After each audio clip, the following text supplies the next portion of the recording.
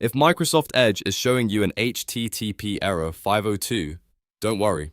In many cases, this is a temporary issue and you can fix it in just a few simple steps. In this video, I'll walk you through 3 quick methods to troubleshoot the problem and get the site loading again. And if this tutorial helps, make sure to hit the like button and subscribe for more easy tech fixes. Let's get started. First, try refreshing the page. Sometimes a 502 error happens because the server is temporarily overloaded or your connection glitched for a moment.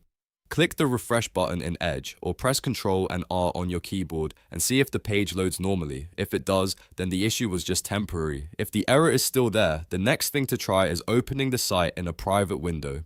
Private browsing helps you test the page without saved cookies, cached data, or extensions affecting the result.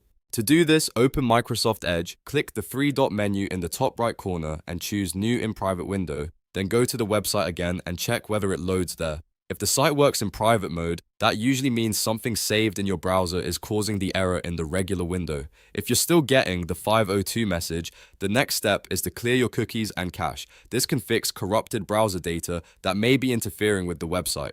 Press Ctrl, Shift, and Delete on your keyboard to open the Clear Browsing Data menu. Make sure the time range is set correctly, then select cookies and cached files. You can keep other options unchecked if you only want to remove the most common problem data. After that, click Clear Now and wait for the process to finish. Once it's done, close the browser completely and reopen Microsoft Edge. Then try visiting the website again. In many cases, one of these steps will fix the error right away. If the page still doesn't load, the problem may be on the website's server side and you may need to wait and try again later. But most of the time, refreshing the page using a private window and clearing cookies and cache will solve the issue.